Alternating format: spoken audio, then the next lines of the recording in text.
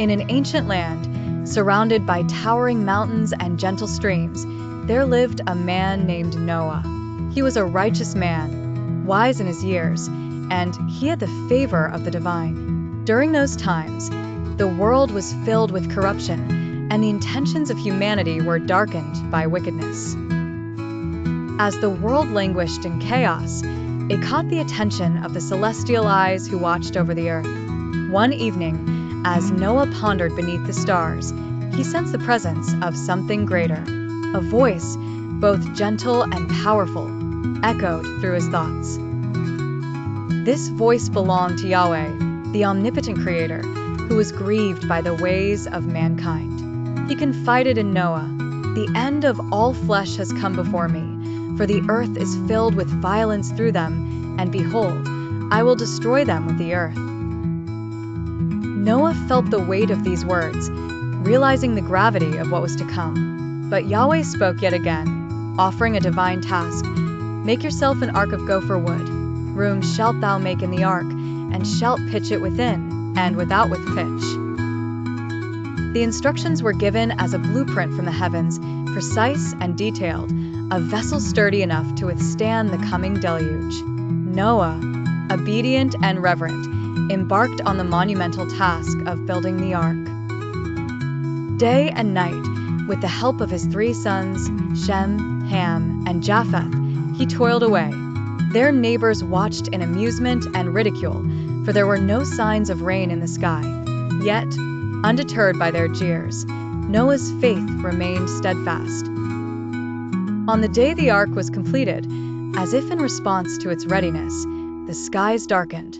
Noah heard the divine voice again, instructing him to gather into the ark 2 of every living creature, male and female, across the earth. With urgency, bird, beast, and creeping thing all made their descent towards the ark, guided by an unknown call. It came to pass that Noah, his family, and all gathered creatures entered the safety of the ark. As the heavens opened and the earth released the deep waters beneath, rain fell upon the lands in torrents unknown. Oceans leapt into the plains, rivers breached their bounds, and life as it was known trembled under the relentless flood.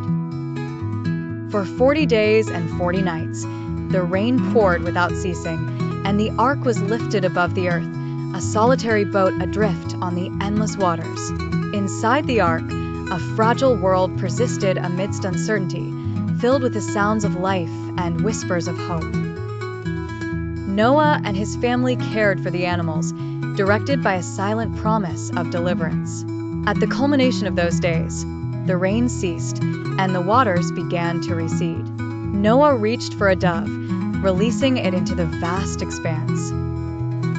On its second flight, it returned bearing an olive leaf, a symbol of life reborn. It was then Noah knew that the earth awaited beneath the waters, ready to flourish once more.